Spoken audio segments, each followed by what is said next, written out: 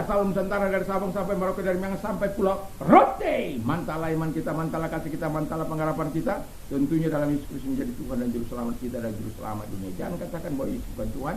Jangan katakan pula bahwa Yesus bukan Juru Selamat. Dia adalah Tuhan, dia adalah Juru Selamat. Kalau engkau percaya, engkau akan diselamatkan. Kalau tidak percaya, engkau akan dihukum. Karena Yesus sudah berkata dalam Yohanes 3 dan dalam Yohanes 14 ayat ke-6, dia juga berkata, akulah jalan dan kebenaran dan hidup, tiada seorang sampai kepada Allah kalau tidak melalui aku. Dan Petrus dalam kisah 4 ayat 2 mengatakan, di bawah kolong langit tidak ada nama lain yang diberikan kepada manusia yang olehnya kita diselamatkan. Jadi tidak ada keselamatan di dalam siapapun, hanya dalam only Jesus. Dan Yohanes 3 ayat 6 berkata, karena begitu besar kasih Allah akan dunia ini, sehingga ia mengaruniakan anaknya yang tunggal, supaya setiap orang percaya, saya, saudara, yang percaya, kita semua, dunia percaya kepada dia, maka akan diselamatkan. Tidak perlu takut, surga itu selalu siap untuk menampung orang-orang yang datang kepadanya. Tidak peduli seberapa banyak orang datang kepadanya, surga akan tetap tersedia bagi mereka. Kiranya Tuhan Yesus memberkati kita. Dan ingat kita Roma 10 ayat 9, 10, 11 dikatakan, dengan hati percaya dan dibenarkan, dengan mulut mengaku engkau diselamatkan. Dan juga Alkitab mengatakan orang yang percaya, sebab ada tertulis, bagi mereka yang percaya kepada Tuhan Yesus tidak akan pernah dipermalukan. Puji nama Tuhan. Dan di malam hari ini, doa dan harapan saya, kekuatan Tuhan, kekuatan firman, kekuatan Roh Kudus akan senantiasa menyertai kita. Dan saya ingin menyampaikan firman Allah. Sebelumnya mari kita berdoa. Tuhan Yesus, kiranya Tuhan menolong kami dalam menanti-nantikan Tuhan, sehingga kami melakukan yang terbaik dalam nama Yesus. Amin. Saya akan bacakan Mazmur 37 ayat 7 dan 9. Demikian, berdiam dirilah di hadapan Tuhan dan nantikanlah dia. Jangan marah karena orang yang berhasil dalam hidupnya, karena orang melakukan tipu daya. 9. Sebab orang-orang yang berbuat jahat akan dilenyapkan, tapi orang-orang yang menanti-nantikan Tuhan akan mewarisi negeri. Haleluya. Jadi kita bisa melihat hal yang sangat luar biasa. Orang-orang yang menantikan Tuhan itu akan senantiasa berada dalam pemeliharaan Tuhan, dan senantiasa mengalami kekuatan Tuhan, pengurapan Tuhan, penyertaan Tuhan. Dan jangan pernah mulai harimu tanpa Tuhan, karena kalau engkau mulai harimu tanpa Tuhan itu berat. Belajarlah untuk berdoa semalam-malaman, mungkin seorang diri, tapi tidak bersama Tuhan. Dan tetapi kalau tidak, mari kita mulai hari-hari kita pagi-pagi sekali datang kepada Tuhan untuk berseru kepada Tuhan. Dan sekali lagi jangan pernah mulai harimu tanpa dia, karena tanpa dia kita tidak ada apa-apa. Dan itu sebabnya di Alkitab mengajar kita untuk menantikan Tuhan. Nah, dikatakan yang pertama adalah orang yang menantikan Tuhan berdiam diri di hadapan Tuhan. Artinya dalam Mazmur 40 ayat 1 begini, aku sangat menanti-nantikan Tuhan, lalu ia menjenguk kepadaku dan ia mendengar teriakku minta tolong. Jadi ketika kita menanti-nantikan Tuhan, sebenarnya kita sedang menantikan kekuatan yang sangat supranatural mengalir dalam hidup kita. Dan kekuatan Tuhan menyertai kita, kuasa Tuhan menyertai kita, dan doa-doa kita dijawab oleh Tuhan. Dan ini yang membuat exciting dalam mengiringi Tuhan. Dan ini yang membuat kita begitu bergairah, begitu mencintai Tuhan, mencintai firman Allah. Karena selalu akan ada jawaban-jawaban yang mewujudkan kita ketika kita bersama dengan Tuhan. Dan ketika Tuhan melakukan itu, kita hanya bisa menangis. Seperti kata firman Allah dalam Mazmur 106 ayat 1. Orang-orang itu judulnya, orang-orang yang menantikan pengharapan di tengah-tengah penderitaan. Mazmur Jarah. Jadi dikatakan di situ orang-orang yang menantikan Tuhan. Ketika Tuhan memulihkan keadaan Sion, keadaan kita seperti orang-orang yang bermimpi. Jadi itu itu sangat luar biasa. Jadi bisa kita menangis ketika hal yang sangat luar biasa dijawab. Makanya dikatakan seperti orang bermimpi. Karena engkau mau menantikan Tuhan, engkau mau mendekat kepada Dia. Dan ingat, Mazmur tadi, Mazmur 41 tadi, dia akan mendengar dan dia akan menjawab. Yang kedua dikatakan mendapat kekuatan baru dari Tuhan. Mazmur Yesaya 40 ayat 31 dibaca itu ya. Jadi dikatakan orang yang menantikan Tuhan itu mendapat kekuatan baru dari Tuhan. Wow. Jadi kalau engkau sedang lemah, duduk diam di bawah kaki Tuhan, berdoa kepada Tuhan. Karena mereka akan diubah oleh Tuhan. Mereka seumpama raja wali yang naik terbang dengan kekuatan sayap. Artinya Allah memberikan kepadamu energi, semangat, vitalitas hidup untuk melawan situasi dan bangkit bersama dengan kuasanya, bangkit bersama dengan Roh Kudus, bangkit dengan semangat baru di dalam jiwamu sendiri. Engkau tadi yang mungkin letih lesu, dia berikan engkau semangat. Mungkin engkau udah putus asa, ketika engkau menanti-nantikan Tuhan, engkau akan bisa terbang kembali. Oleh karena apa? Tuhan. Dan dikatakan juga, lalu mereka berlari dan tidak menjadi lesu. Saya adalah antara seorang pelari. Jadi walaupun nggak sampai tingkat nasional, tapi ketika tingkat kecamatan masih lah ya. Dan selalu saya mengikuti hal-hal di kejuaraan, misalnya Kohen apa itu. Dan saya ya senantiasa mau ikut berpartisipasi dengan itu. Dan saya suka berlari jarak jauh. Nah, dan tapi saya mau katakan akan senantiasa ada keletihan. Pada saat latihan juga akan ada semangat untuk lesu. Nah, tapi memang kita harus lawan. Nah, yang kedua, saya katakan mereka berjalan dan tidak menjadi lelah. Saya pernah berjalan 18 jam ya, untuk menaiki Gunung Rinjani bersama teman-teman. Itu perlu berapa kali harus beristirahat itu. 18 jam sampai ke puncak, mungkin lebih. Sebagai orang pemula, walaupun saya mencintai gunung, ya saya sangat suka untuk naik. Tapi tetap akan terjadi, walaupun itu tidak berlari, tetapi kita tetap lesu, ya letih, dan kita perlu istirahat untuk bisa menyusun kekuatan kembali. Tapi ketika kita sampai di puncak Gunung Rinjani, wow, semua terbayar sudah melihat keindahan dari puncak. Jadi saya pernah orang tertinggi di SPB ini, karena pas di puncak yang hanya 2-3 orang ya yang bisa naik di puncak itu, paling banyak 4 orang.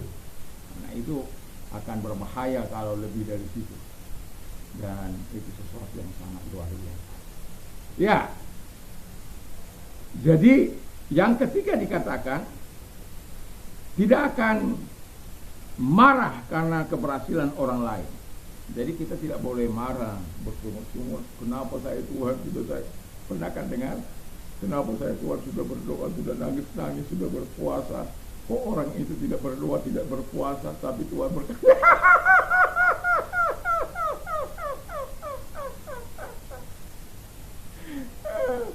Tuhan gak adil lah itu. Aku kan sudah sungguh-sungguh pada Tuhan, tapi Tuhan kenapa gak lakukan kepadaku supaya aku jangan nangis saja.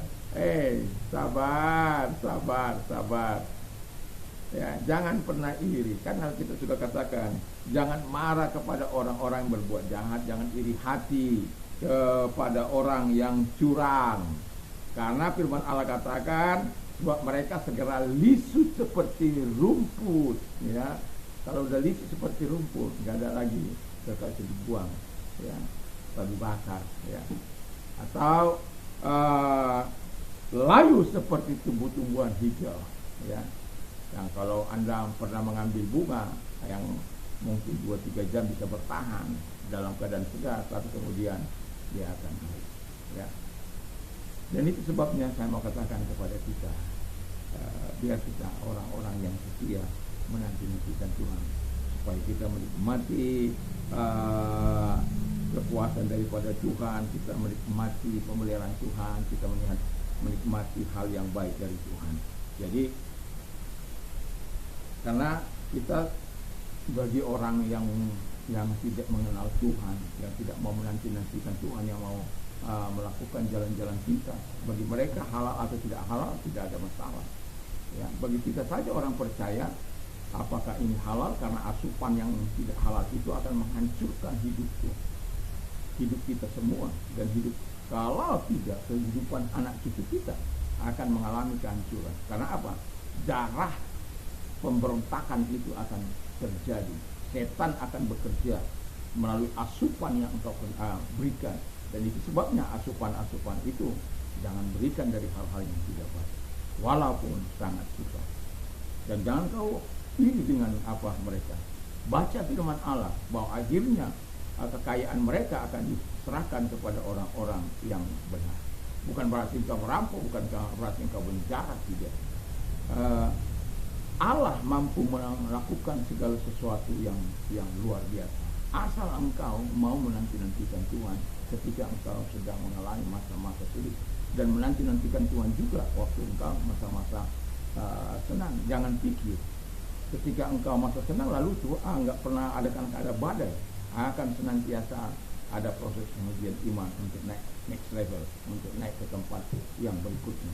Dan harapan saya ketika Tuhan membawa kita ke next level, proses yang sudah kita alami membuat kita tetap teguh, kuat. Dan satu-satunya jalan adalah menanti-nantikan Tuhan, seperti Ayub, dan dia berhasil, seperti Yusuf, dan dia berhasil melewati selama belasan tahun, 13 tahun mereka mengalami masa-masa yang sulit, tetapi Tuhan mampu menolong mereka, mengeluarkan mereka.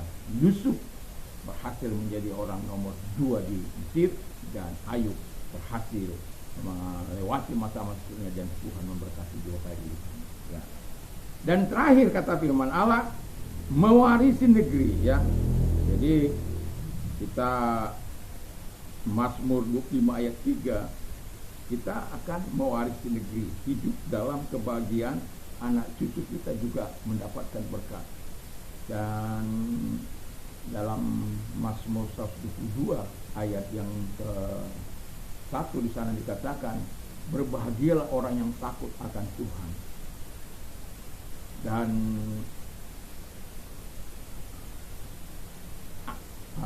berbahagialah orang yang takut akan Tuhan, angkatan orang benar akan diberkati. Dan kemudian di ayat yang kedua dikatakan anak cucunya ini. Jadi kalau engkau benar, seperti Daud nanti dikatakan, engkau benar, anak cucu kita juga akan dipelihara oleh Tuhan. Dikatakan oleh Alkitab dengan jelas, anak cucu kita akan menjadi perkasa di bumi. Dan itu hal yang sangat luar biasa. Mazmur 37 ayat 25, dahulu aku muda, sekarang aku telah menjadi tua, tapi tidak pernah orang benar itu kulihat ditinggalkan oleh Tuhan. Anak cucunya meminta-minta roti, nggak ada. Kenapa? Tuhan memberkati, Tuhan menolong, mereka mewarisi negeri.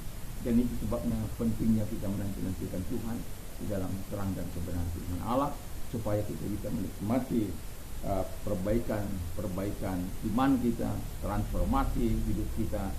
Saat kita menanti-nantikan Tuhan, ada banyak hal bisa terjadi dalam hidup kita.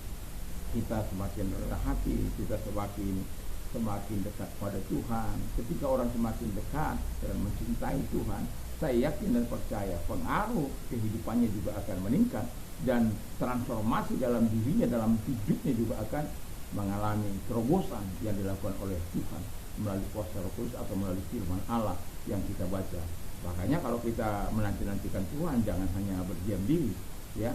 Walaupun kita menantikan, baca juga firman Allah, sembah juga Dia, sujud kepada Dia, dan serahkan diri kepada Dia sepenuhnya, dan nantikanlah kebaikan Tuhan mengalir dalam hidup kita. Tuhan Yesus memberkati.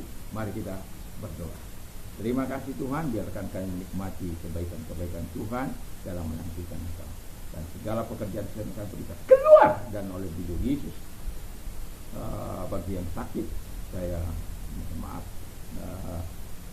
belum mengundang Anda dan langsung semangatnya untuk mendoakan. Terima kasih. Kalau engkau sedang sakit, apapun sakitmu, mari arahkan tanganmu kepada Tuhan. Lihat tangan-tangan yang diarahkan kepadamu Tuhan. Dalam nama Yesus, segala sakit penyakit yang mereka derita, aku perintahkan apapun itu, dalam nama Yesus, sembuhlah engkau oleh kuasa firman, oleh biru-biru daripada Tuhan Yesus, dalam nama Yesus. Haleluya. Dan juga Tuhan Yesus yang berdoa kepada mereka-mereka yang mengalami masalah, kesulitan, penderitaan, dan keadaan sulit. Tuhan Allah yang akan menolong mereka, karena Tuhan yang telah menjanjikan bahwa ada jalan keluar yang Kau berikan bagi orang-orang yang menanti-nantikan. Dan dalam nama Yesus, kalau engkau orangnya, arahkan tangan kepada Tuhan berdoa. Tuhan, lihat tangan-tangan yang diarahkan kepada engkau, berdoa kepada mereka, kiranya Tuhan menolong mereka dan memberkati mereka, menyatakan segala kebaikan-Mu kepada mereka. Karena Tuhan sudah berkata, aku akan memuliakan dan aku akan meluputkan mereka, dan aku akan menolong mereka, aku akan memberikan kekuatan kepada mereka. Oh, terima kasih Tuhan buat semua kebaikan-Mu kepada mereka, kepada kami semua, dalam nama Yesus. Haleluya. Amin. Dan selamat malam. Kalau kita mau tidur istirahat, jangan lupa membaca firman Allah dan memperkatakan firman Allah. Walaupun mungkin kita lelah, tapi saya mau katakan, ketika kita lelah, kita beristirahat, dan ketika kita bangun, sempatkanlah untuk doa dan membaca firman Allah, baik personal maupun secara korporat di dalam keluarga. Yang saya mau katakan, biarlah kita memperkatakan firman Allah senantiasa, karena itu akan mengubah paradigma kita, akan mengubah pola pikir kita untuk melihat kepada kebesaran Allah dan kepada kemampuan Allah.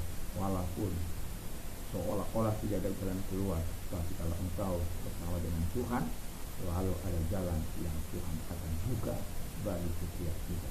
Nantikan Tuhan, nantikan pertolongannya, nantikan kasihnya. Mantap, mantap, mantap.